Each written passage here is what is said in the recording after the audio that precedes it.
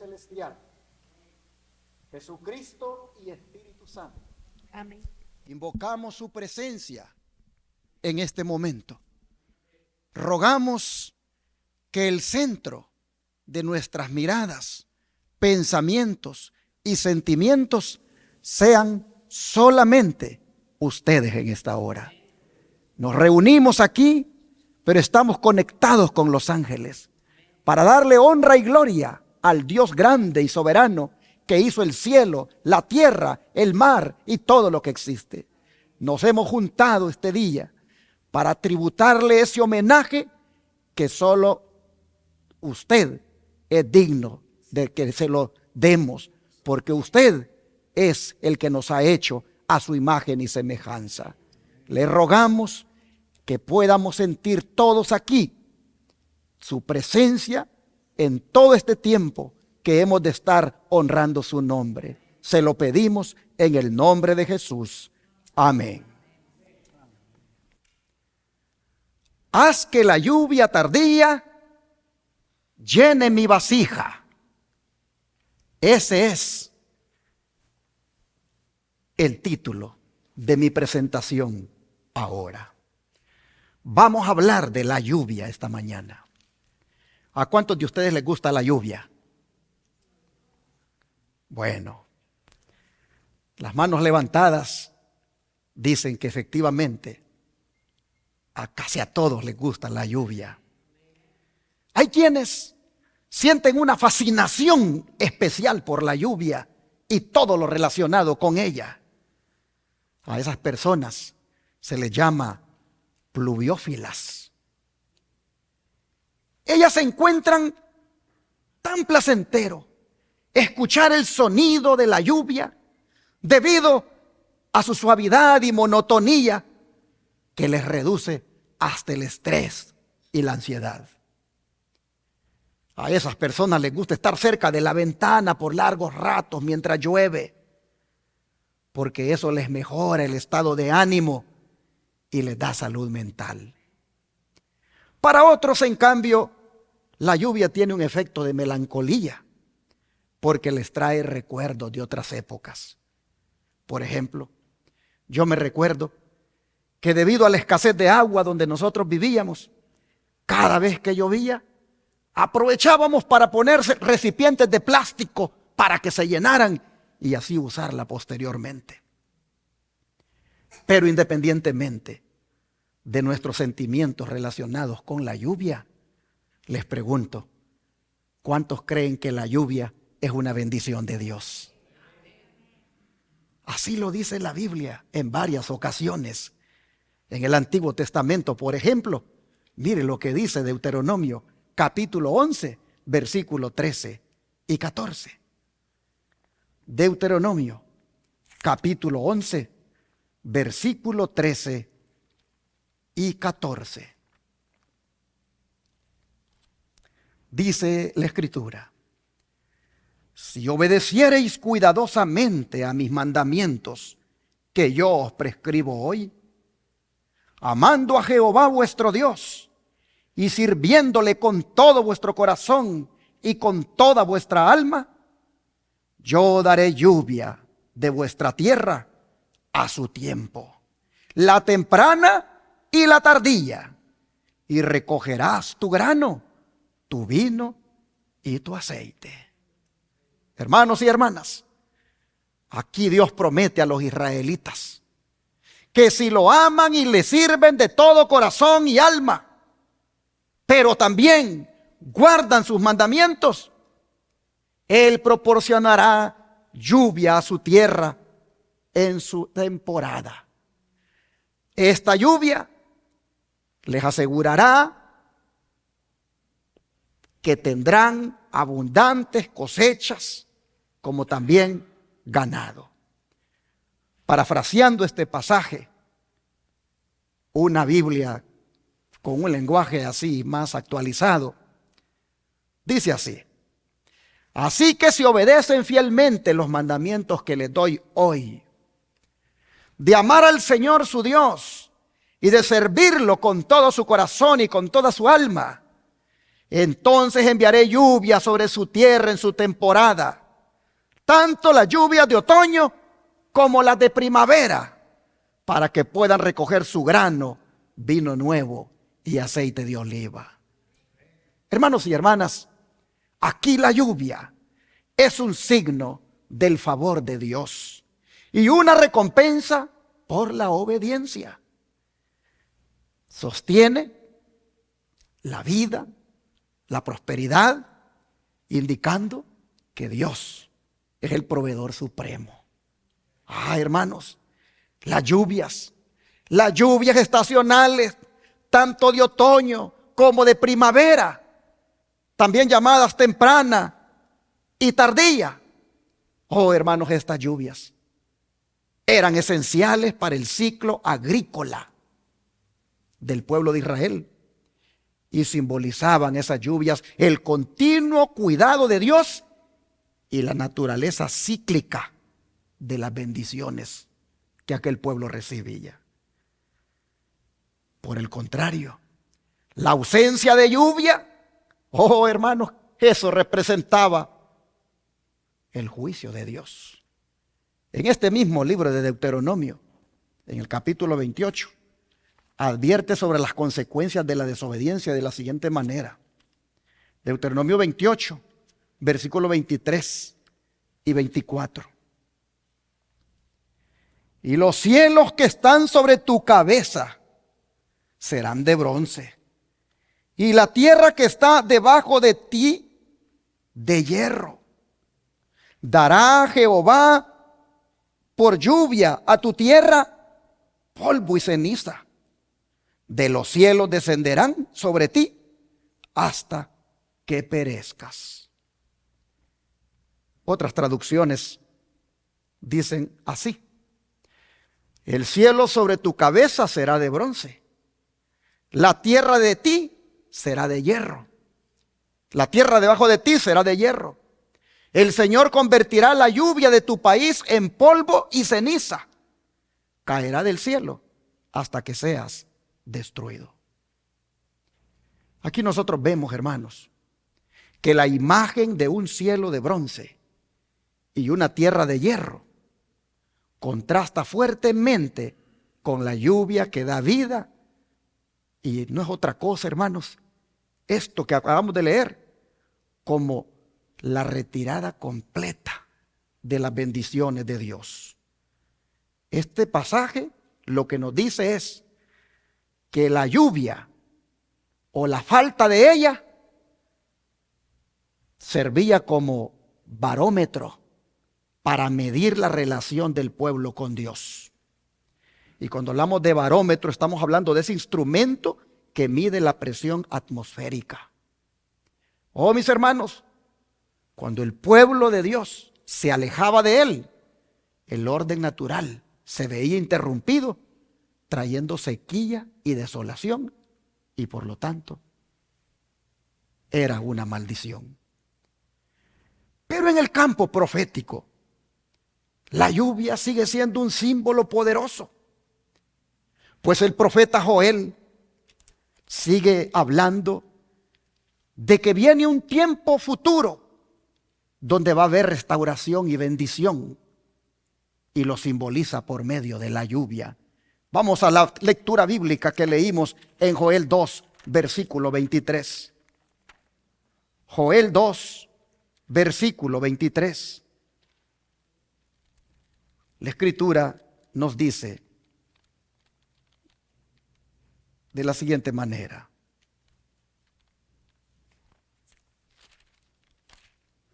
permítame que ese librito se me fue por acá. Joel 2, versículo 23, y dice así: vosotros también, hijos de Sión, alegraos y gozaos en Jehová vuestro Dios, porque os ha dado la primera lluvia a su tiempo, y hará descender sobre vosotros lluvia temprana y tardía, como al principio. Hermanos, parafraseando también este texto, otra Biblia dice: alégrense, pueblo de Sión, regocíjense en el Señor, su Dios, porque les ha dado las lluvias de otoño, porque es fiel. Les envía abundantes lluvias, tanto de otoño como de primavera, como antes. Hermanos, esta promesa de lluvia no solo significa restauración física, sino también renovación espiritual. Después de haber sufrido mucho los israelitas, Dios les está dando esta buena nueva. Dios le dice a su pueblo que se alegren porque la sequía ha terminado, que las lluvias volverán y serán abundantes como al principio. Todo lo que la plaga había destruido, ahora va a ser devuelto y multiplicado a los hijos de Sión. El hambre, se está diciendo el profeta aquí, va a ser reemplazada por la abundancia, incluyendo el trigo, el vino y el aceite. El Señor les está garantizando aquí la lluvia temprana, es decir, la de otoño, como también la lluvia tardía, es decir, la de primavera. La temprana caía desde mediados de octubre hasta principios de noviembre. Esta lluvia, ¿qué era lo que hacía? Ablandaba el terreno y facilitaba la germinación de la semilla y el crecimiento de los cultivos. En cambio, la lluvia tardía, esa caía antes de la cosecha, desde los comienzos de marzo hasta abril. Y esta lluvia contribuía a la maduración de los cultivos. Por lo tanto, como ya lo leímos en Deuteronomio, aquí en Joel la lluvia sigue siendo tremendamente importante para la vida de los israelitas y es considerada un don de Dios. Yo me recuerdo cuando estaba estudiando esto, que mi abuelito me decía cuando tenía yo, creo que 7 años, me decía: cipote, afila el machete, me decía, porque nos vamos a ir para ir limpiar ya el terreno donde vamos a sembrar. Y yo me recuerdo que él me había, de 7 años me había conseguido a él le dijo un machete, a uno que tiene una vuelta así. Y me recuerdo que él había puesto en un palo, allí había puesto una piedra de afilar. Y él me decía: así se afila el machete. Y yo me ponía a afilarlo. Y afilábamos temprano en la mañana y nos íbamos. Yo tenía que ir a la escuela. A eso de la 1 de la tarde yo tenía que estar en la escuela. Pero a las 6 de la mañana nos íbamos. Y me recuerdo yo de 7 años que le dábamos y le dábamos a ese monte. No había llovido todavía, pero él decía: tenemos que tenerlo limpio para que cuando vengan las primeras lluvias, el terreno entonces se ponga blandito y podamos sembrar. Y me recuerdo que limpiábamos y después nos poníamos a sembrar. Como estaba pequeñito, él me ponía una lata de leche seteco, le decían allá en ese tiempo en mi país. Y me la amarraba aquí y me metía a él los granos de maíz. Y luego me daba un chuzo y me decía: das un paso y siembras ahí, tiras 3 granos y así te vas. Y me recuerdo yo que sembrábamos y ahí nos quedábamos esperando. Oh, hermanos, ese abuelito, si es que él sabía ya que para mayo esas lluvias venían. Y efectivamente, cuando venían esas lluvias, entonces nosotros mirábamos que empezaba a brotar lo que habíamos sembrado. Germinaba la semilla. Y después empezábamos a ver cómo eso iba creciendo. Y al mismo tiempo que iba creciendo, pues la maleza también le iba naciendo a la par y me decía: ahora vamos a quitarle la maleza. Y ahí íbamos otra vez, cuidando aquello. Y así estábamos hasta que estábamos esperando otras lluvias que ya le daban prácticamente la madurez al grano. Y luego me decía: vamos a tapiscar, me decía. Y era ir allá a quitar la mazorca. Y qué interesante cómo él se dejaba guiar bastante por el ciclo de las lluvias. Efectivamente, las lluvias tempranas hacían germinar la semilla y las lluvias tardías hacían que el grano estuviera maduro para cosecharlo.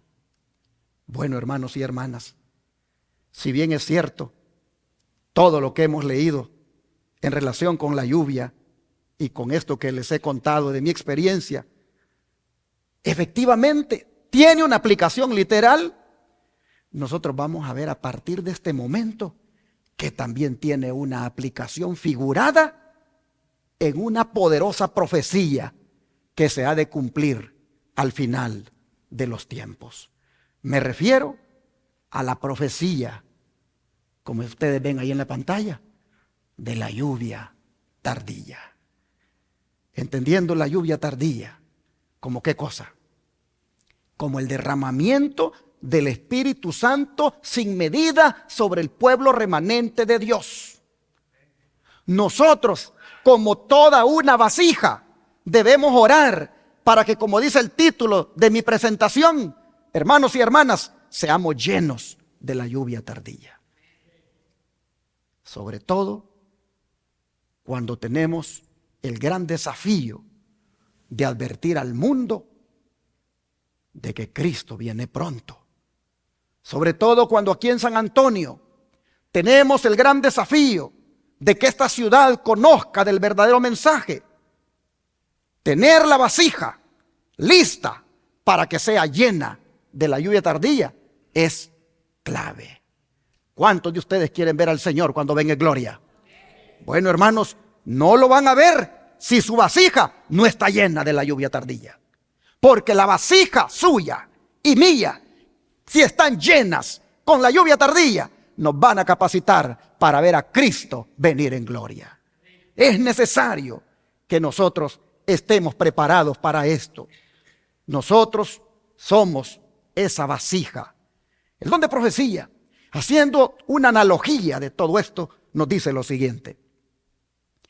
Bajo la figura de la lluvia temprana y tardía, que cae en los países orientales al tiempo de la siembra y la cosecha, los profetas hebreos predijeron el derramamiento de la gracia espiritual en una medida extraordinaria sobre la iglesia de Dios. Hechos de los Apóstoles, página 44.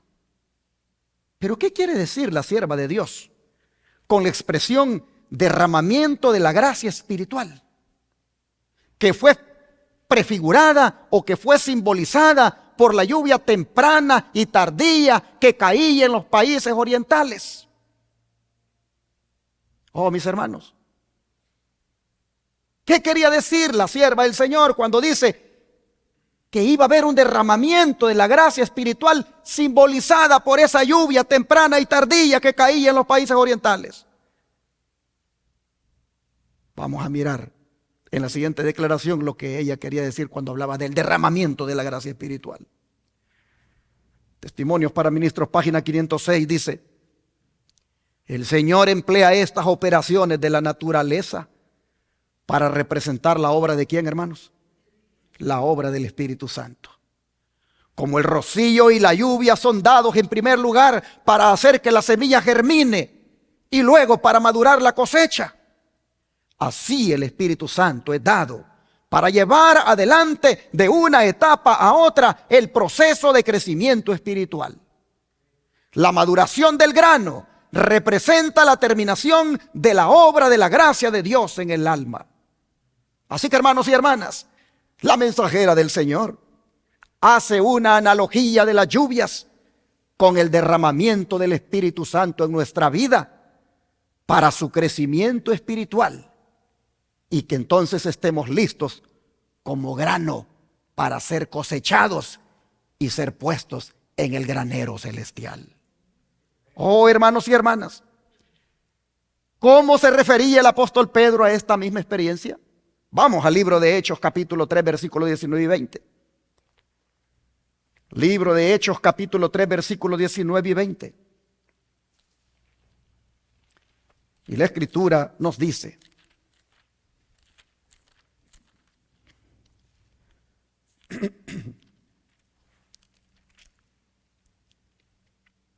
así que arrepentíos y convertíos, para que sean borrados vuestros pecados, para que vengan de la presencia del Señor tiempos de refrigerio, y envíe a Jesucristo, que os fue antes anunciado.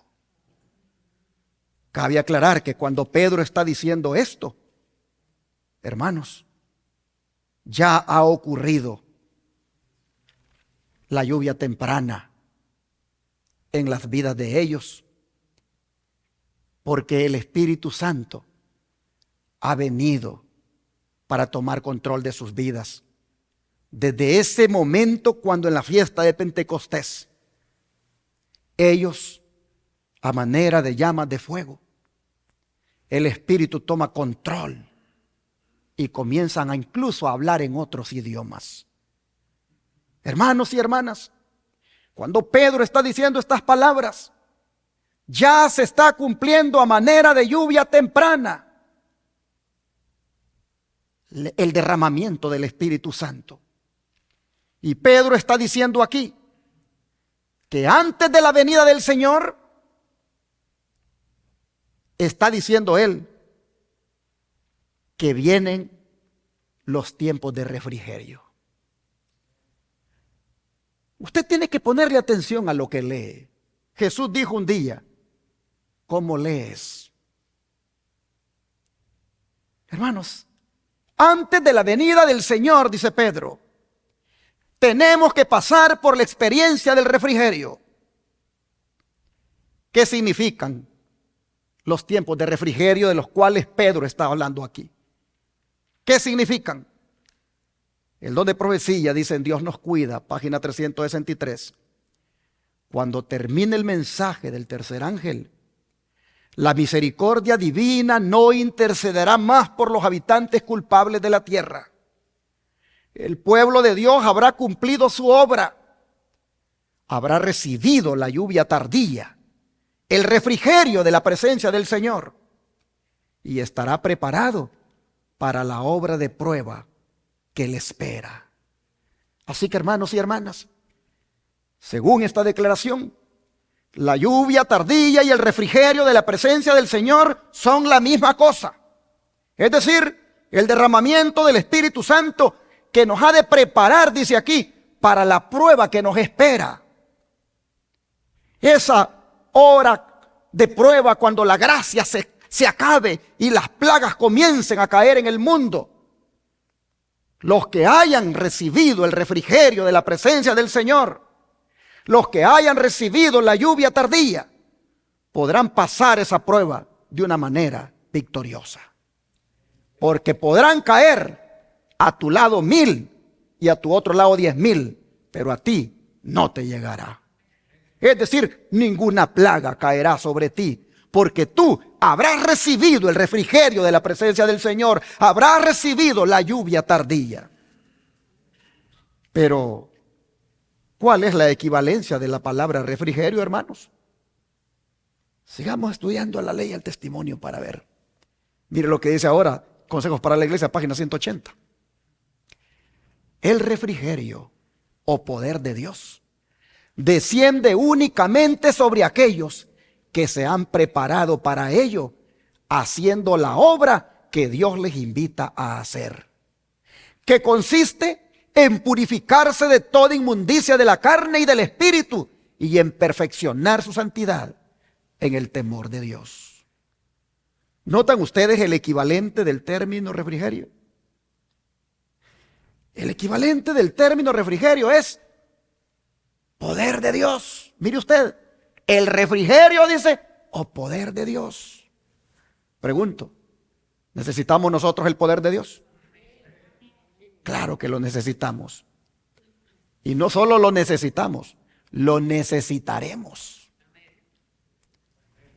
Pero solo descenderá, dicho poder, dice aquí, sobre los que se hayan preparado, ¿para qué? Para recibirlo, purificándose de toda inmundicia de la carne y del espíritu y perfeccionándose en santidad. Así lo dijo el apóstol Pablo. Vamos a leerlo en 2 Corintios 7:1. 2 Corintios 7:1.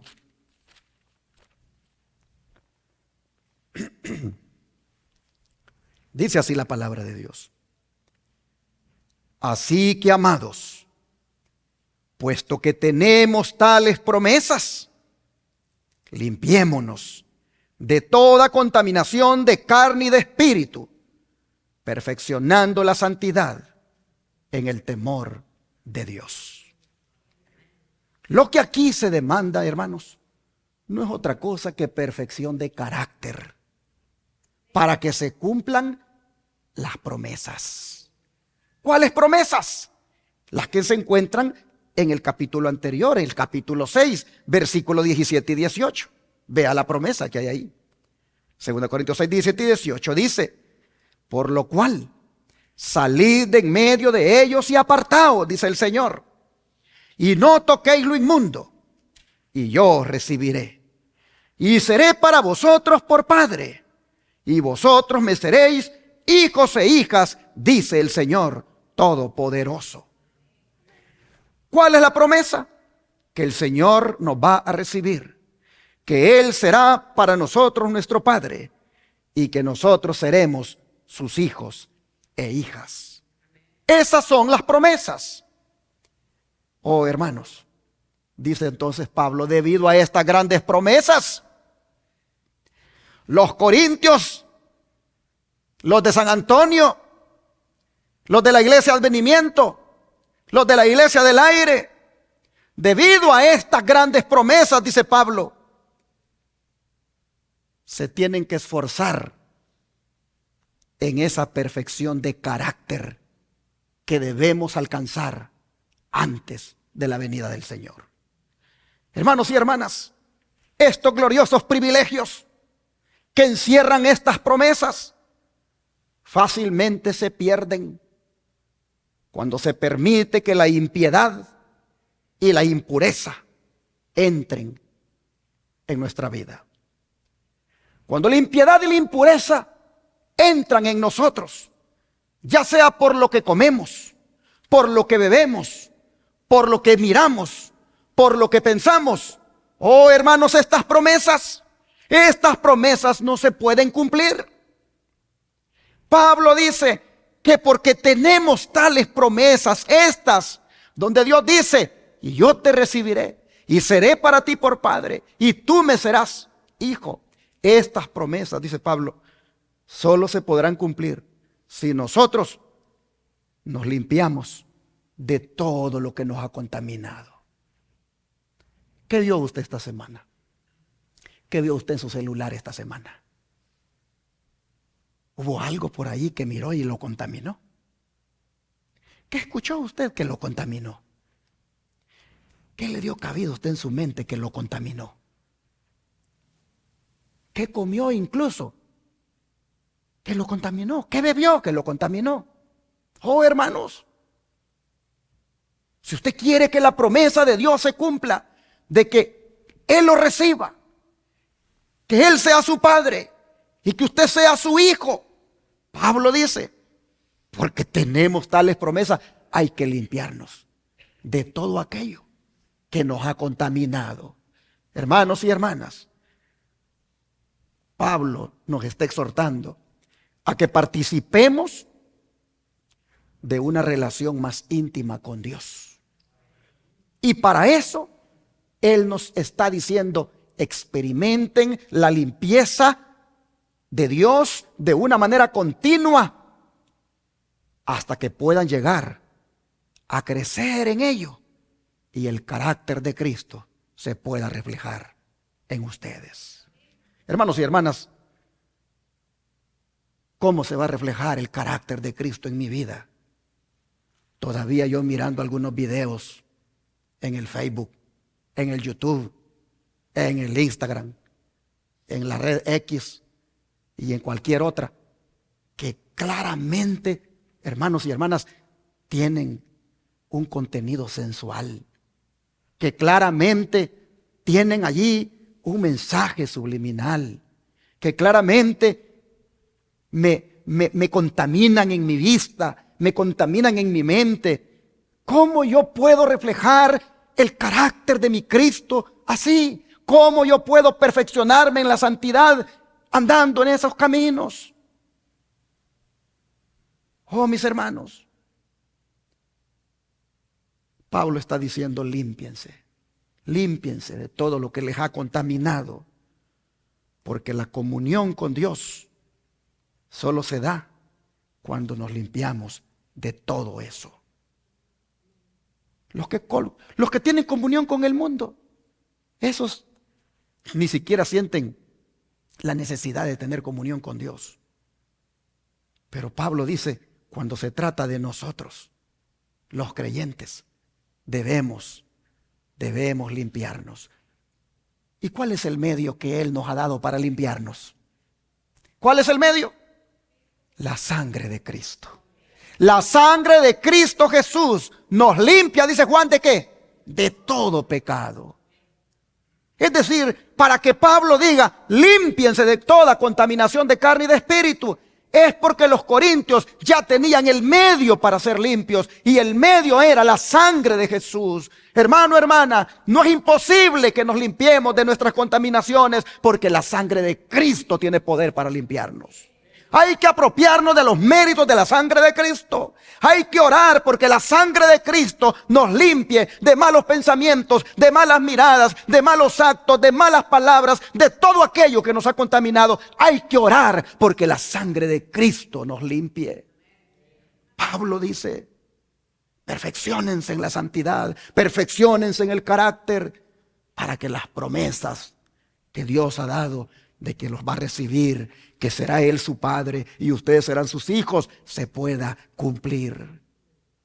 Necesitamos el poder de Dios que desciende, dice, únicamente sobre los que se preparan para recibirlo y que se limpian de inmundicia de la carne y del espíritu y se perfeccionan en la santidad del temor de Dios. Necesitamos el poder de Dios que se derrama sobre ese tipo de personas. Pero ¿para qué más necesitamos el poder de Dios? Mire esta otra cita. Si tenéis una sensación de necesidad en el alma, si sentís hambre y sed de justicia, es evidencia de que Cristo está obrando en vuestro corazón para que lo busquéis, a fin de hacer por vosotros, mediante el don de su Espíritu Santo, las cosas que os es imposible hacer por vosotros mismos. ¿Para qué más necesitamos, hermanos, el poder del Espíritu Santo según esta cita? Para que haga por nosotros, dice, lo que es imposible hacer por nosotros mismos. ¿Cómo qué? ¿Cómo qué? ¿Qué es lo que el Espíritu Santo puede hacer por nosotros porque no podemos hacer por nosotros mismos? ¿Qué es? Vamos al libro de Juan, capítulo 16, versículos 7 y 11. Juan 16, versículos 7 y 11.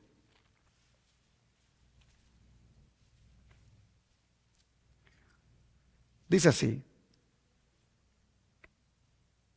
pero yo os digo la verdad, os conviene que yo me vaya, porque si no me fuera, el Consolador no vendría a vosotros. Mas si me fuere, os lo enviaré. Y cuando Él venga, convencerá al mundo de pecado, de justicia y de juicio. De pecado, dice, por cuanto no creen en mí. De justicia, por cuanto voy al Padre y no me veréis más.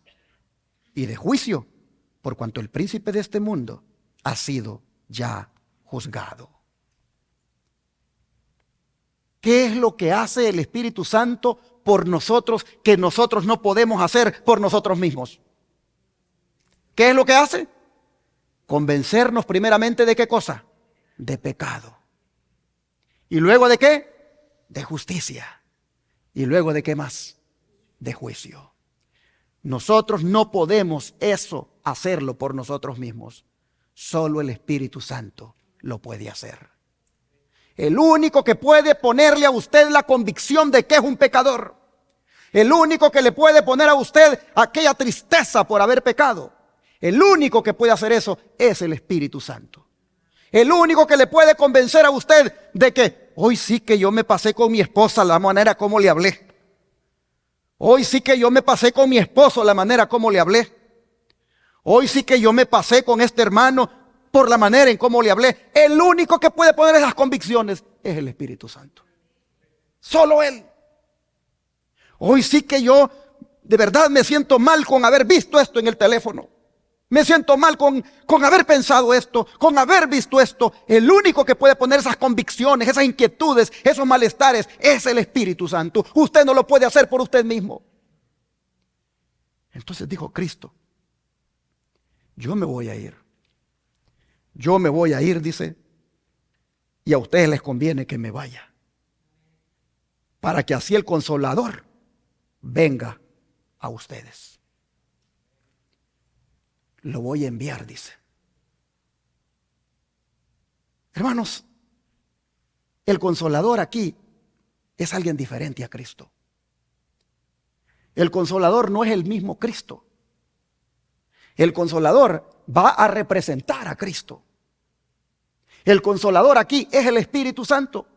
¿Cómo es eso que yo me voy y se lo voy a enviar? Si es el mismo Cristo, ¿cómo es que se va y se envía él solo? No tiene sentido. Él está hablando de alguien más que va a venir. Y ese no es otro que el Espíritu Santo, para convencer de pecado a aquellos que son pecadores y también para convencerlos de justicia. ¿Cuál justicia? La justicia de Cristo. Es decir, el Espíritu Santo, cuando te hace sentir que eres un pecador, cuando te hace sentir que has de verdad fallado a tu Dios, inmediatamente el Espíritu Santo también te presenta al único que te puede justificar, que te puede perdonar de ese pecado, el cual es Cristo Jesús.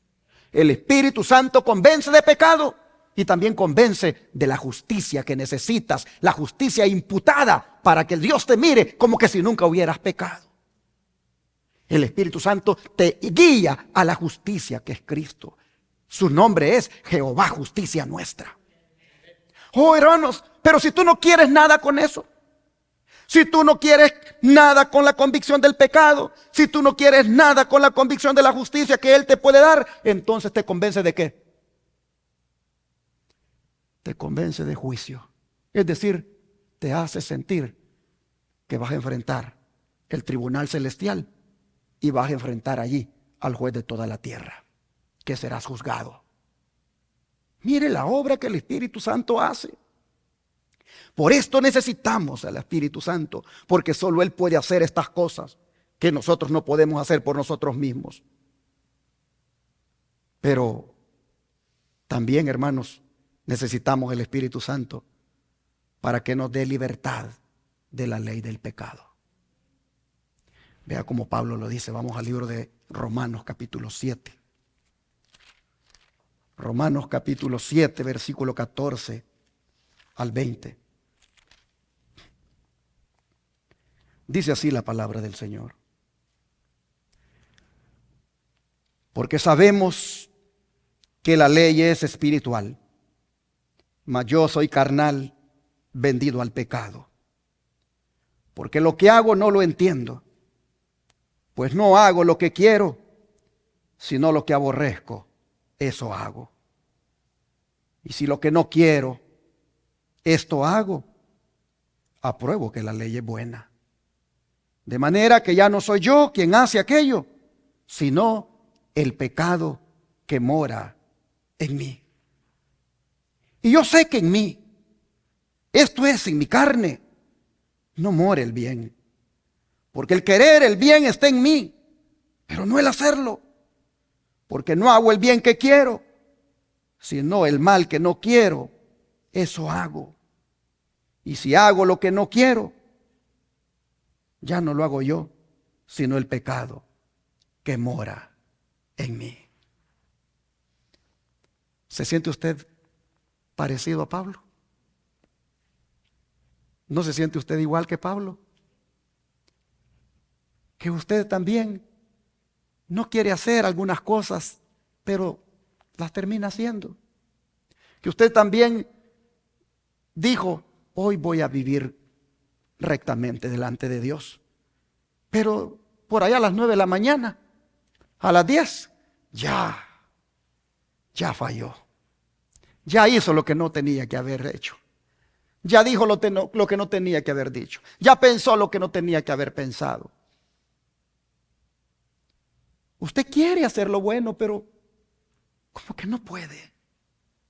Hay una ley del pecado que lo tiene allí atrapado. Ahora mira el versículo 22, 23 hasta el 24, lo que dice Pablo. Después del 20 vamos ahora a leer los versículos 22 hasta el 24. Dice así, de aquí de Romanos 7. Porque según el hombre interior, me deleito en la ley de Dios, pero veo otra ley en mis miembros que se revela contra la ley de mi mente y que me lleva cautivo a la ley del pecado que está en mis miembros. Miserable de mí, ¿quién me librará de este cuerpo de muerte? Yo cuando leo esto digo, wow, este Pablo sí que me representa, porque efectivamente la lucha contra el pecado no es fácil. No es fácil porque uno se ve expuesto a esto, tan vulnerable que es uno, tan débil, que fácilmente uno queda atrapado por la ley del pecado, al punto que uno dice, miserable de mí. Yo no puedo, de verdad no puedo, solo no puedo. Pero entonces, hermanos, viene una tercera ley que viene en ayuda de Pablo para solucionarle por completo su problema. Y la tercera ley la tenemos en Romanos 8, versículo 2, aquí el siguiente capítulo. Dice, porque la ley del Espíritu de vida en Cristo Jesús me ha librado de la ley del pecado y de la muerte. Hermanos y hermanas, ¿para qué necesitamos el poder del Espíritu Santo? Para que nos dé libertad de la ley del pecado. Porque cuando Pablo dijo, miserable de mí, ¿quién me librará de este cuerpo de muerte? Porque la ley del pecado me tiene atrapado. Luego nos dice aquí en el versículo 2, que la ley del Espíritu, la ley del Espíritu de vida en Cristo Jesús, vino para librarlo de la ley del pecado y de la muerte. En otras palabras, mis hermanos, Pablo estaba hablando de la ley de Dios, estaba hablando de la ley del pecado y dijo, no puedo guardar la ley de Dios. Me señala el pecado y yo siento que la ley del pecado me tiene atrapado. Pero luego, dice Pablo, viene la ley del Espíritu. La ley del Espíritu de vida. La ley del Espíritu de vida en Cristo viene para darme libertad de la ley del pecado y de la muerte. Para eso necesitamos al Espíritu Santo, para que nos dé libertad de la ley del pecado. Porque la ley del Espíritu Santo tiene más poder sobre la ley del pecado. ¿Dan gloria a Dios, hermanos? Necesitamos que esa tercera ley, la ley del Espíritu de vida, venga y nos liberte de la ley del pecado que nos tiene atrapados y que no nos deja disfrutar de la salvación, que no nos deja gozarnos en el Señor, que no nos deja sentir esa paz, que no nos deja, hermanos, ir allí por la vida cristiana contentos. Necesitamos la ley del Espíritu de vida para que nos dé libertad.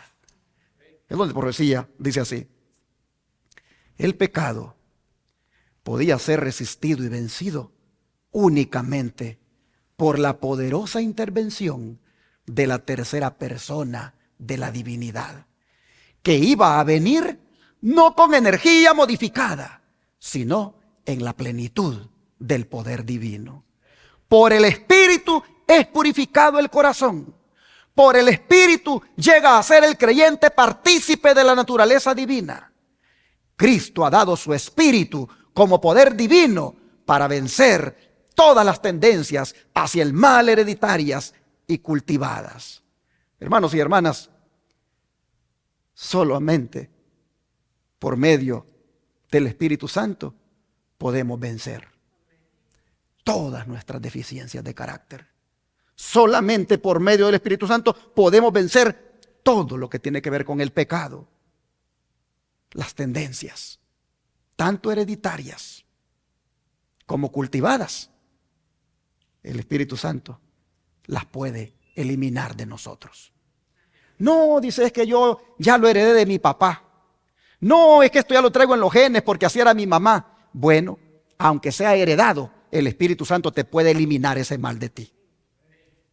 No, que mire que esto yo aquí en Estados Unidos fue que lo agarré. No, que mire esto con el tiempo yo lo he cultivado. Bueno, el Espíritu Santo también te puede eliminar eso de tu vida.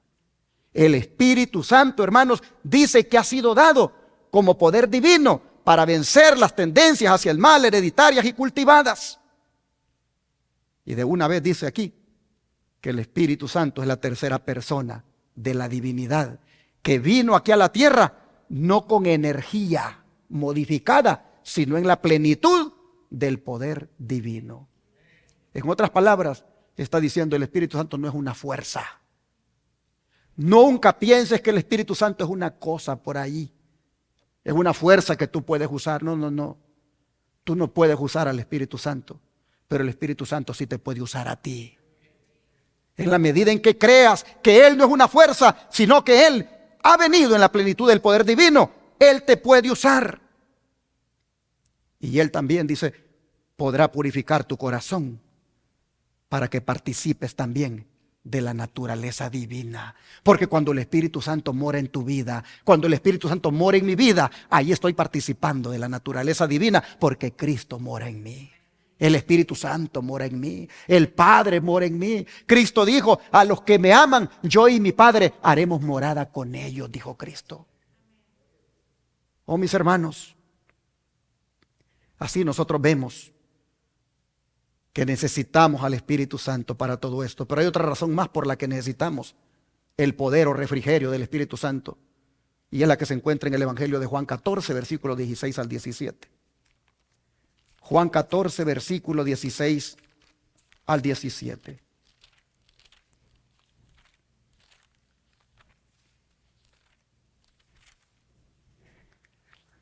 Dice así: y yo rogaré al Padre, y os dará otro consolador, para que esté con vosotros para siempre. El Espíritu de verdad, al cual el mundo no puede recibir, porque no le ve ni le conoce. Pero vosotros le conocéis, porque mora con vosotros y estará en vosotros. Oh, hermanos, qué hermoso es saber, como decían los griegos, que tenemos un paracleto con nosotros. Porque la palabra aquí, consolador, en el griego es paracleto. Y lo que significa ese término es que tenemos con nosotros a uno que nos defiende, a un abogado. Esta palabra paracleto significa uno que es llamado para estar al lado de. Y era en la connotación de un abogado que venía para ayudar a aquel que estaba siendo enjuiciado. Pues bueno, hermanos, lo que Cristo está diciendo es, ustedes van a tener un consolador que los va a librar de todas sus aflicciones. Lo que está diciendo Jesús es que nunca estaremos solos. Nunca estaremos en este mundo abandonados. El Espíritu Santo estará a nuestro lado para ayudarnos a salir adelante de todo aquello que nos aflige, que nos angustia. Él es el consuelo de nosotros. Él es el paracleto. Él es el que está a la par suya. Yo desde que lo entendí, yo le digo a Él, ayúdame, le digo, para que cuando yo predique, el paracleto esté al lado mío. Yo le digo eso. Te pido que yo no esté solo en el púlpito. Te pido, Leo, que el paracletos esté al lado mío. Es decir, que mi abogado, que mi consuelo, que mi ayudante, que el que me fortalece, que el que me ayuda, esté allí, y es el Espíritu Santo. Yo creo que el Espíritu Santo está con nosotros. Y no solo está con nosotros, sino que está en nosotros. Y cuando ya está en nosotros, somos participantes de la naturaleza divina, porque Él es divino. Oh, hermanos, qué hermoso es saber esto, que Él está a nuestro lado para ayudarnos. Mire cómo la mensajera del Señor lo dice: en toda ocasión y lugar, en todas las tristezas y aflicciones, cuando la perspectiva parece sombría y el futuro nos deja perplejos y nos sentimos impotentes y solos, se envía el Consolador en respuesta a la oración de fe. Las circunstancias pueden separarnos de todo amigo terrenal, pero ninguna circunstancia ni distancia puede separarnos del Consolador celestial. Donde quiera que estemos, donde quiera que vayamos, está siempre a nuestra diestra para apoyarnos, sostenernos y animarnos. Por eso cuando perdemos un ser amado, o cuando alguien pierde un ser amado, esta cita, el deseado de toda la gente, página 623, deberíamos hacerla nuestra. Porque esta cita se adapta a esos momentos de dolor, de tristeza, cuando algo de nosotros ha sido arrancado por la muerte. Qué maravilloso. Yo creo que debemos de leerlo otra vez. Dice: en toda ocasión y lugar, en todas las tristezas y aflicciones, cuando la perspectiva parece sombrío y el futuro nos deja perplejos y nos sentimos impotentes y solos, ¿qué ocurre? Se envía el Consolador en respuesta a la oración de fe. Las circunstancias nos pueden separar de todo amigo terrenal, pero ninguna circunstancia ni distancia puede separarnos del Consolador celestial. Donde quiera que estemos, donde quiera que vayamos, está siempre a nuestra diestra para apoyarnos, sostenernos y animarnos. ¿Cuántos dicen amén?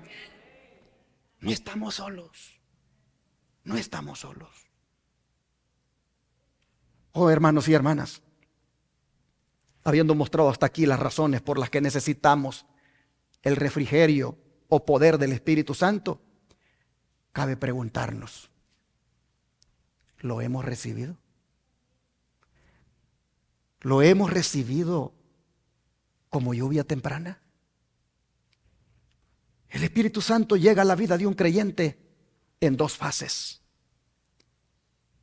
En la primera fase, conocida como lluvia temprana, y en la segunda fase, conocida como lluvia tardía. Hermanos y hermanas, ¿hemos recibido el Espíritu Santo en su primera fase? ¿Usted siente que ha sido bautizado con el Espíritu Santo en su primera fase? Es decir, a manera de lluvia temprana. Es importante saberlo. Si lo hemos recibido, si estamos llenos de Él en su primera fase. Porque solo los que lo experimentan en esa primera fase de lluvia temprana lo van a poder experimentar en su segunda fase de lluvia tardía. Solo los que lo experimentan en su primera fase de lluvia temprana lo experimentarán en la segunda fase de lluvia tardía. Pregúntese en esta hora: ¿está el Espíritu Santo no conmigo, sino en mí? Es decir, ¿está el Espíritu Santo morando en mí? Yo me siento que tengo su presencia, yo me siento que su poder está en mí. Hermanos, si no lo está, hay que orar para que lo esté. Hay que orar para que en su primera fase se derrame ya sobre nosotros. Porque recuerde que solo van a ver al Señor los que lo experimenten en la segunda fase. Pero no lo experimentará en su segunda fase usted si no lo experimenta en su primera. No habrá lluvia tardía para usted si no hay lluvia temprana primero. Y es necesario entonces orar para que el Espíritu Santo sea derramado ya sobre nosotros. La iglesia de San Antonio, sus miembros deben estar llenos del Espíritu Santo. La iglesia de San Antonio, sus mujeres, sus hombres de la iglesia tienen que estar llenos del Espíritu Santo para que puedan representarlo dignamente en esta ciudad, para que con valor puedan tocar una puerta y hablar, para que con valor puedan platicar con cualquiera que se encuentre en la calle, para que no no le entre aquello de que le hablo o no le hablo. Y si me rechaza, no, no, no. El que está lleno del Espíritu Santo, ese espontáneamente habla. Necesitamos orar por esto para que en su primera fase, en su lluvia temprana, venga el Espíritu Santo a nuestra vida, hermanos. Porque mire lo que es el don de profecía. Para nosotros, dice, las bendiciones recibidas bajo la lluvia temprana son necesarias hasta el fin. Sin embargo, dice, ellas solas no serán suficientes. La gracia divina es necesaria al comienzo, a cada paso de nuestro avance, y solo ella puede completar la obra. Podemos estar seguros de que cuando el Espíritu Santo sea derramado, los que no recibieron y apreciaron la lluvia temprana no verán ni entenderán el valor de la lluvia tardía. Un poco antes de que Cristo venga, un poco antes de que la gracia se acabe, allí cuando la ley dominical se está imponiendo en el mundo, allí el Espíritu Santo se derramará con poder a manera de lluvia tardía sobre los hijos de Dios. Pero solo se derramará sobre los que hayan recibido previamente ese Espíritu a manera de lluvia temprana. Hermanos y hermanas, es necesario experimentar la segunda fase, pero antes debemos experimentar la primera, porque los que no reciban, dice, ni aprecien la lluvia temprana, no verán ni entenderán el valor de la lluvia tardía. De manera que sería bueno que nos preguntemos si desde el día en que nos bautizamos, ese Espíritu Santo está morando con nosotros. Porque el día que nos bautizamos, se invocaron a los tres dignatarios del cielo. Fuimos bautizados en el nombre del Padre, del Hijo y del Espíritu Santo. Y fuimos bautizados en el nombre de esos tres poderes, para que los tres vinieran a hacer morada con nosotros. Y para que los tres, morando en nosotros, nos ayudaran a vivir una nueva vida. Y el Espíritu Santo ha sido comisionado para ayudarnos a tener una vida victoriosa, una vida donde vaya cada uno de nosotros viviendo en santidad y más en santidad. Hermanos, el día que nos bautizamos, comenzó la lluvia temprana en nosotros. Pero debería, desde ese día, el Espíritu Santo estar todavía en nosotros. Pero lamentablemente, algunas veces lo hemos contristado y otras veces lo hemos alejado. De manera que bueno es en esta hora preguntarse, aquella lluvia temprana que comenzó conmigo cuando me bauticé, ¿todavía la estoy disfrutando?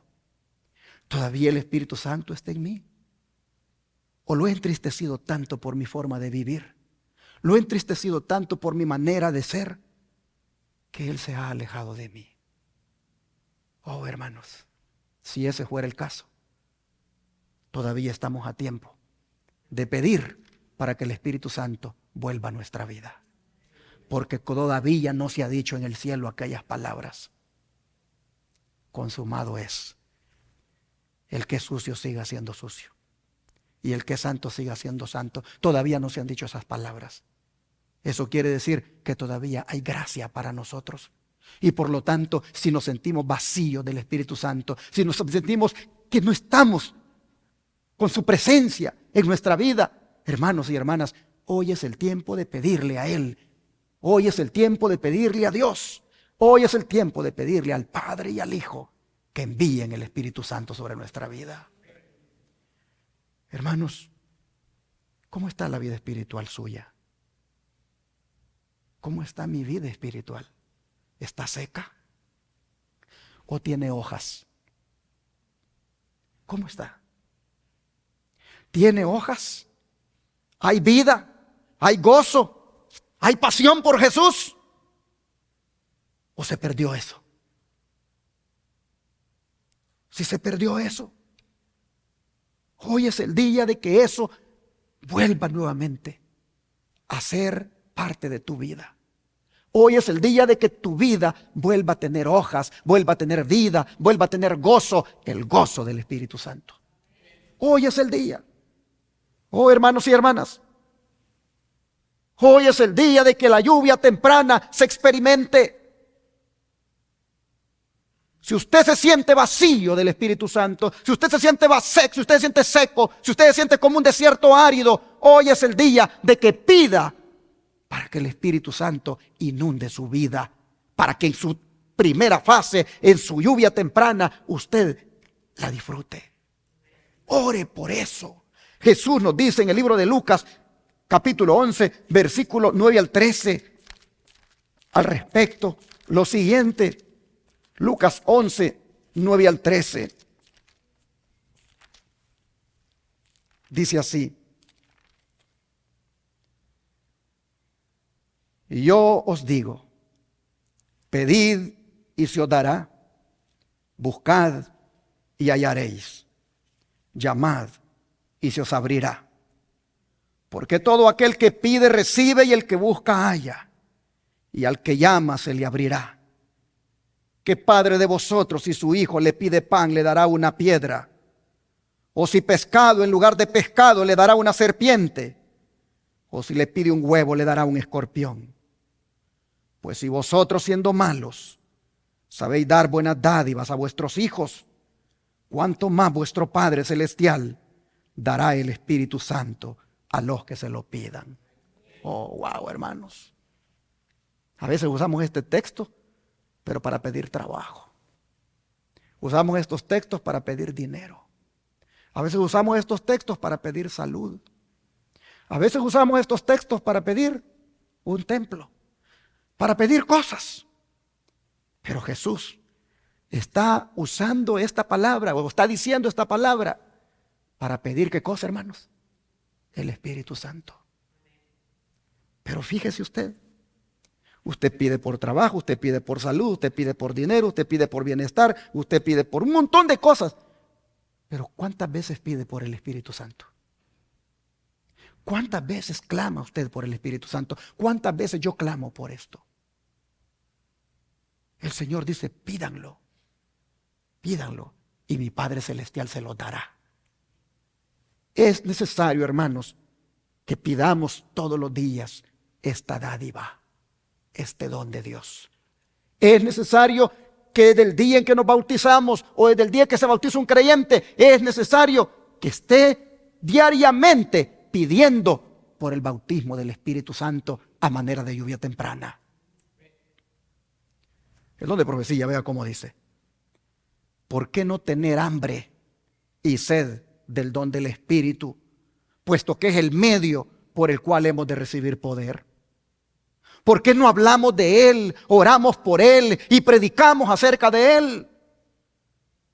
Todo obrero debiera solicitar a Dios el bautismo del Espíritu. Mire cuánto se menciona aquí. Las siervas de Dios preguntan 2 veces, ¿por qué? ¿Por qué? ¿Por qué no tenemos hambre del Espíritu? ¿Por qué no hablamos del Espíritu? ¿Por qué no lo pedimos? Y yo diría, hermanos, que no lo hacemos porque estamos en el mismo pecado que estaba el Sanedrín judío, ante quien compareció Esteban. ¿En qué pecado estaban ellos? Vamos a ver aquí en el libro de los Hechos, capítulo 7, versículos 51 y 52. Hechos capítulo 7, versículos 51 y 52. Dice la Escritura: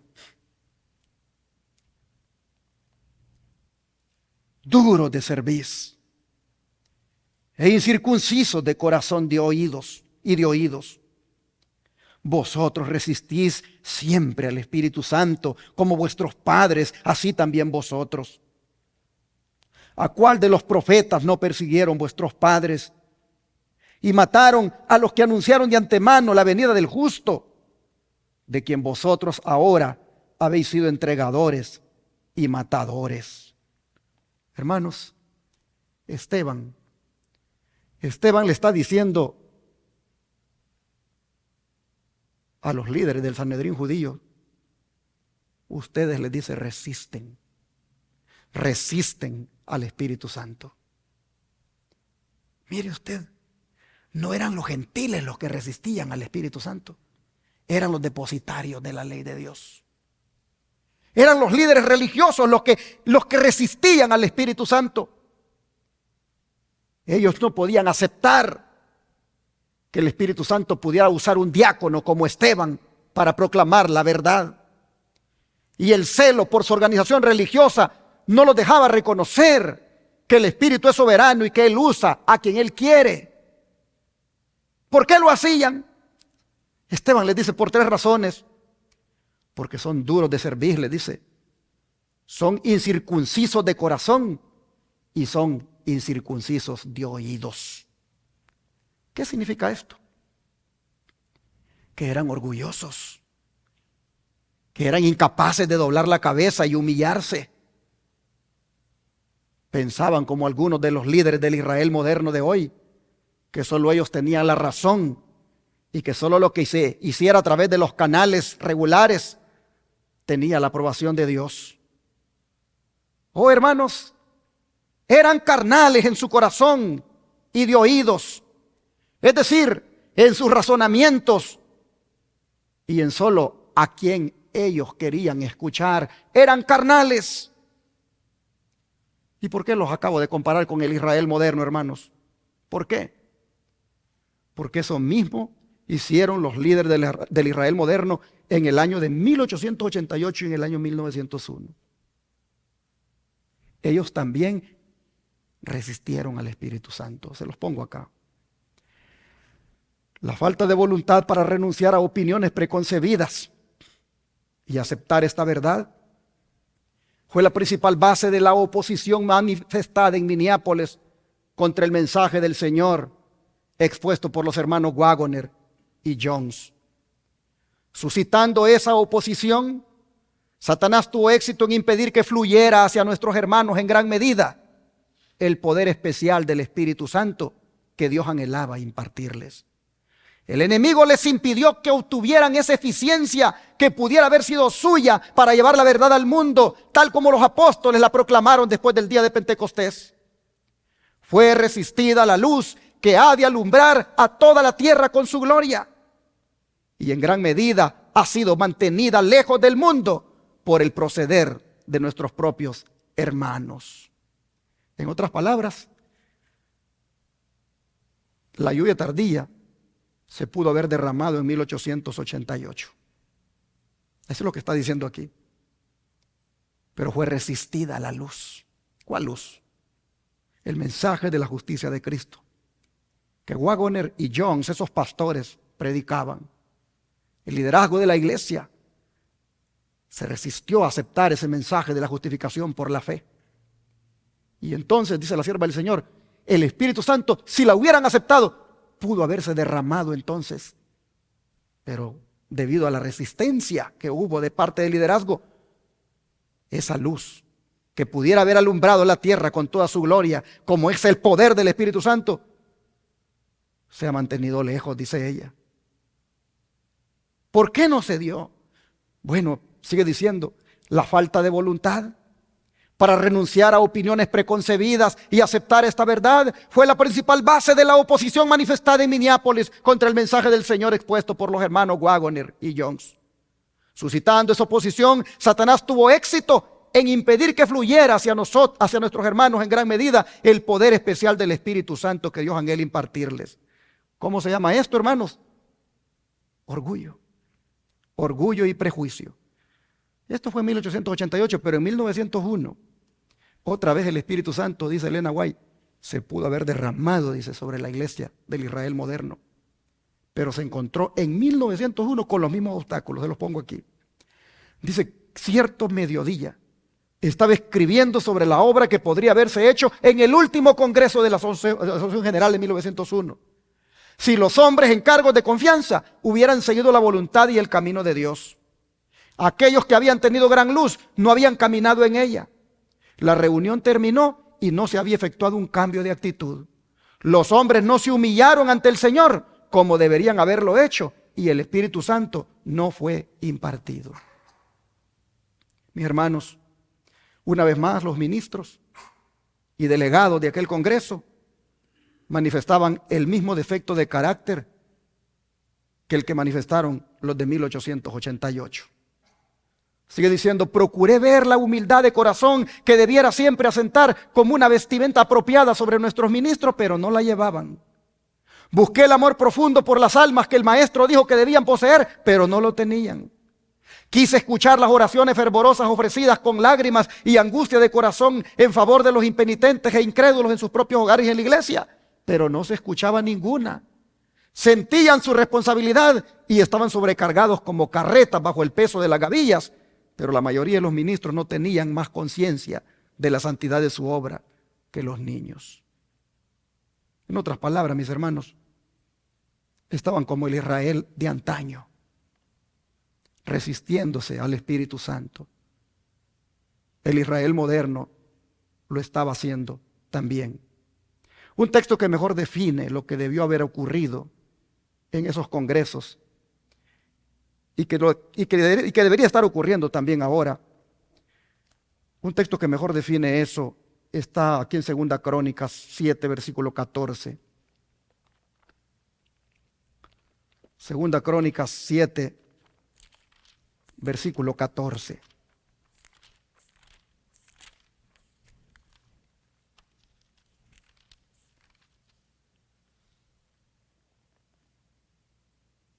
Si se humillare mi pueblo, sobre el cual mi nombre es invocado, y oraren y buscaren mi rostro, y se convirtieren de sus malos caminos, entonces yo oiré desde los cielos, y perdonaré sus pecados, y sanaré su tierra. Aquí se está hablando, hermanos, de humillación. Aquí se está hablando de confesión. Aquí se está hablando de arrepentimiento. Tres cosas que para efectos prácticos de salvación deben avanzar juntas. Es decir, la humillación, la confesión y el arrepentimiento deben avanzar juntas para efectos de salvación. Pero al frente de las tres, si ustedes ven, ¿cuál aparece primero? La humillación. Dice, si se humillare mi pueblo. Hermanos, ¿por qué se pone primero la humillación? Porque ahí está la base de todo. Si no hay humillación, la vida eterna no puede comenzar. Jesús dijo bien claro que debemos de ser humildes y sencillos como un niño. Hermanos y hermanas, el carácter de los súbditos del reino es humildad. Aquí nosotros miramos que se habla de que si se humilla el pueblo sobre el cual el nombre es invocado, entonces dice, si oran y buscan el rostro de Dios, se convierten de sus malos caminos, entonces dice, Dios les oye y les perdona sus pecados y sana su tierra. Hermanos y hermanas, ese símbolo que ustedes ven ahí, lo vamos a practicar el otro sábado que viene. El otro sábado vamos a practicar eso, el rito de humildad. Pero no debemos ser humildes solo el día que hacemos la cena del Señor. Debemos ser humildes todo el tiempo. Porque Jesús nuestro Señor es un modelo para nosotros de humildad. Nosotros estamos aquí para reflejar el carácter de Cristo. Y si Cristo fue humilde, nosotros también debemos serlo. Y la humildad debe comenzar ¿en dónde, hermanos? En la casa. En la casa. Allí con el esposo, con la esposa, con los hijos. Allí debe comenzar la humildad. No debe haber orgullo en una esposa, no debe haber orgullo en un esposo ni en los hijos. Debemos reconocer nuestras faltas. Si en la casa somos humildes, también en la iglesia seremos humildes. Y seremos humildes en el trabajo, seremos humildes por todas partes y la gente mirará que el Señor nos ha cambiado. Oh, mis hermanos, los pobres en espíritu, dijo Cristo, son los humildes y con ellos mora el Señor. ¿Pero qué es la humildad? La humildad, hermanos, es agachar la cabeza en el sentido de reconocer cuando nos hemos equivocado. El hombre natural encuentra muy difícil dar ese paso. Y por eso Satanás lo atiza continuamente con esa obsesión de querer mantenerse siempre erguido. El diablo sabe que una vez se efectúe la humillación en nosotros, él habrá perdido la guerra. El diablo sabe, hermanos, que los humildes, Dios los justifica. Satanás sabe que si nosotros andamos en humillación delante de Dios, entonces, hermanos, la justicia de Cristo nos será imputada. Y por eso el enemigo busca que siempre la humildad no sea parte de nuestra vida, sino que siempre la arrogancia, el orgullo, el ser altaneros, el creer que yo lo sé todo, el creer que nadie me tiene que enseñar. Hay veces, hermanos, que es mejor callar y escuchar que nos digan, porque algo de lo que nos digan vamos a aprender. El don de profecía dice, ¿qué es la justificación por la fe? Es la obra de Dios que abate en el polvo la gloria del hombre y hace por el hombre lo que éste no puede hacer por sí mismo. La justicia de Cristo tiene la finalidad, hermanos, de prepararnos para la lluvia tardía, permitiendo que la obra de Dios abata en el polvo nuestra gloria. Hay mucha gloria en nosotros. Hay mucha gloria humana en nosotros, hermanos. Y eso nos ha estado llevando a la altivez. Y de seguir ese camino, la lluvia tardía no caerá sobre nosotros, porque esa lluvia, hermanos, solo la recibe el humilde. Solo el humilde recibe la lluvia tardía. Miren esta cita. Al buscar a Dios para que nos conceda el Espíritu Santo, Él producirá en nosotros mansedumbre, humildad de mente y una consciente dependencia de Dios con respecto a la lluvia tardía que trae perfección. Note, mansedumbre, humildad de mente, la produce el Espíritu Santo, pero la produce sobre aquel que es consciente que depende de Dios con respecto a la lluvia tardía que trae perfección. Y ve esta otra cita. Vi que nadie va a participar del refrigerio a menos que venza todas las tentaciones y triunfe contra el orgullo, el egoísmo, el amor al mundo y toda palabra y obra mala. Recuerden todos que Dios es santo y que únicamente seres santos podrán morar alguna vez en su presencia. Primeros Escritos, página 71. ¿Queremos la lluvia tardía? ¿Queremos que el Espíritu Santo sea derramado? Bueno, aquí está. No va a ser derramado, dice, si no vencemos las tentaciones, triunfar sobre el orgullo, el egoísmo, el amor al mundo y toda palabra y obra mala. Necesitamos vencer todo eso. ¿Y podemos o no podemos vencer? Claro que sí, porque en Cristo somos más que vencedores. Y todo se puede en Cristo que nos fortalece. No diga usted que no puede, porque entonces usted no cree en el poder de Dios. Porque si usted cree en el poder de Dios, usted debe decir, con la ayuda de Dios, lo voy a lograr. Hermanos, yo creo que es oportuno que terminemos este mensaje leyendo las palabras de Zacarías 10:1. Vamos a buscarlo. Zacarías 10:1.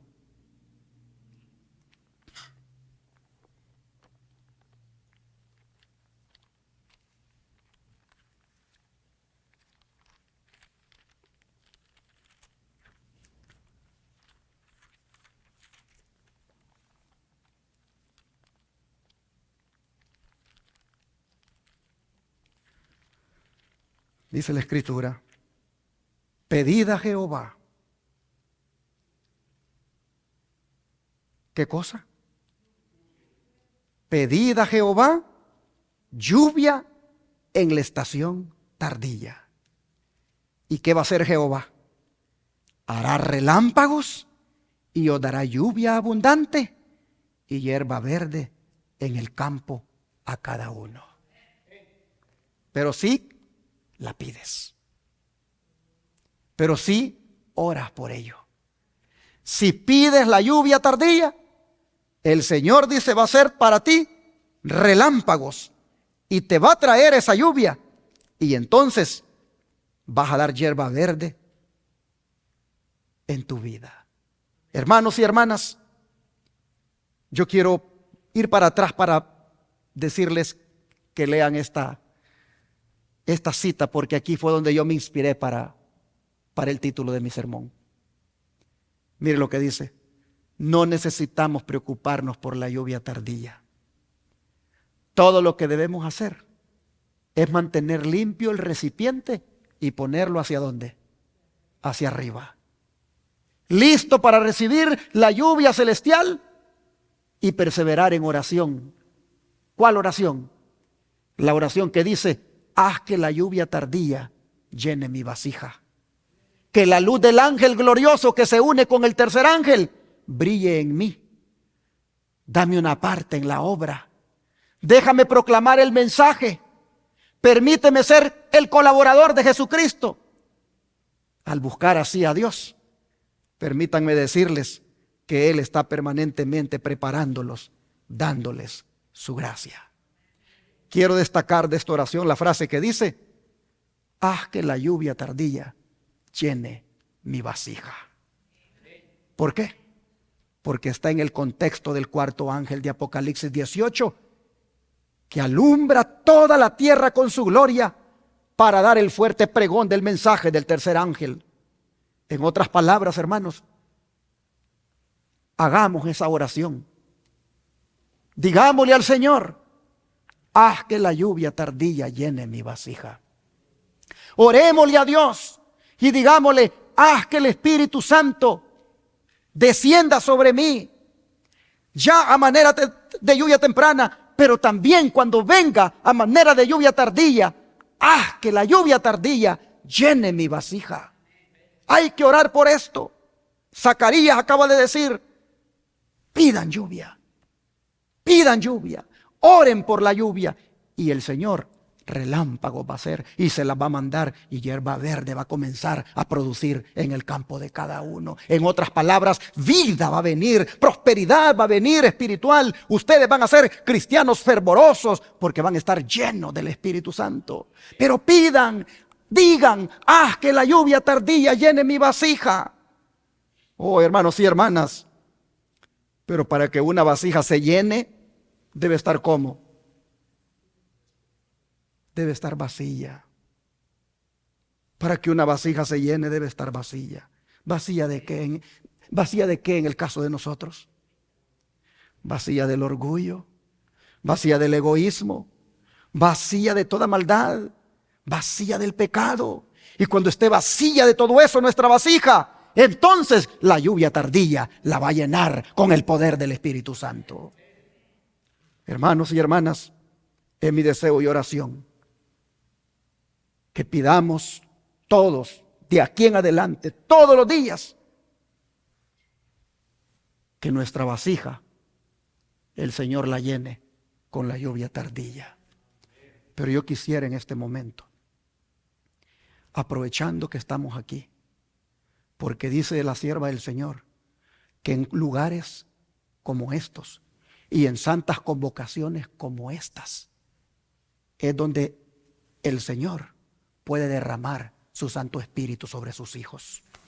De manera que yo quisiera en este momento invitarles a que junto conmigo oremos porque el Espíritu Santo venga a nuestra vida. ¿Quién quiere venir aquí adelante? ¿Quién quiere venir aquí adelante? Y nos consagramos al Señor y le decimos al Señor: haz que mi vasija sea llena con la lluvia tardía. ¿Quién quiere venir? ¿Hay alguien que quiere dar un paso adelante? ¿Hay alguien que quiera comprometerse con el Señor y rogar por esto? Oh, hermanos y hermanas, a menos que tú no creas en el Espíritu Santo, a menos que tú no creas en el poder del Espíritu Santo, oh, hermanos, entonces, desde ya te digo que con todo lo leído y con todo lo que hay de evidencias, pues sería triste para ti. Pero si tú lo crees, el Espíritu Santo puede venir a tu vida hoy. Así que vamos a pedirlo de rodillas al Señor. Padre Celestial, aquí están nuestras vasijas. En este momento, Señor, las vaciamos del orgullo, del egoísmo y del pecado. En este momento, Padre, disponemos nuestras vasijas para que queden listas, para que tú las llenes con tu Santo Espíritu.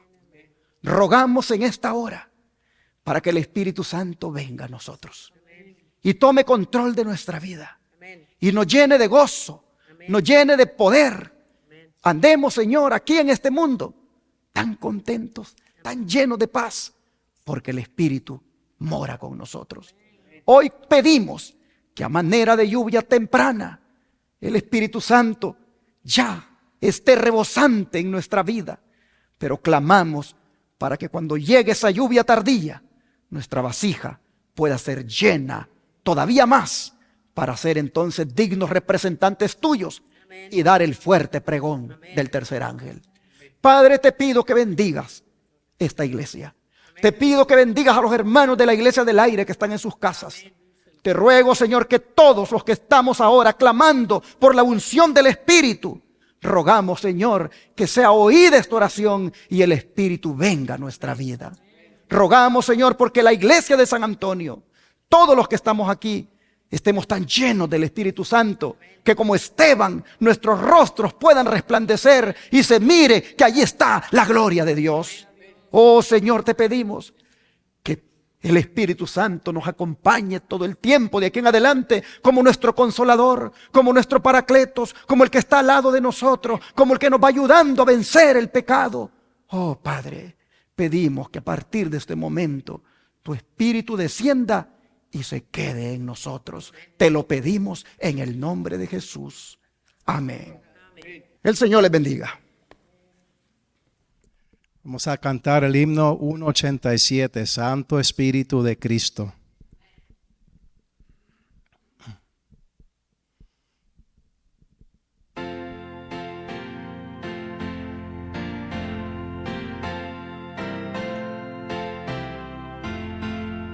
Santo Espíritu de Cristo, ora en este corazón, lléname de tu presencia, cólmame de bendición, cólmame, cólmame, ven ahora y cólmame, cólmame de tu presencia, vengo, ven y cólmame. Santo Espíritu, lo puedes, aunque como no lo sé, mas si tú mis ruegos oyes, sé que puro yo seré. Cólmame, cólmame, ven ahora y cólmame, cólmame de tu presencia, vengo, ven y cólmame. Débil soy, flaqueza todo, mas me postro a tus pies, para que tu amor eterno, fuerte, puro y fiel me des. Cólmame, cólmame, ven ahora y cólmame, cólmame de tu presencia, vengo, ven y cólmame. Agua me bendice y salva, cuerpo, alma, espíritu, ya que salvas, me consuelas, de bondad me colmas tú. Cólmame, cólmame, ven ahora y cólmame, cólmame de tu presencia, vengo, ven y por amén. Vamos, hermanos, nuevamente a pedirle al Señor que nos llene de su Santo Espíritu. Amante Dios y Padre, no solo lo hemos meditado en tu palabra y en el don profético, sino que aún en este himno hemos visto cómo deberíamos pedir por este don tan especial como es el Espíritu Santo. Hoy estamos, Señor, clamándote nuevamente porque esta sea nuestra mayor necesidad y porque busquemos suplirla diariamente. Te rogamos, Señor, que estemos como los recipientes boca arriba, listos para ser llenados. Padre, te rogamos que cuando eso ocurra, también nos uses con poder para hablar a otros de tu santo nombre. Te lo pedimos en el nombre de Jesús. Amén.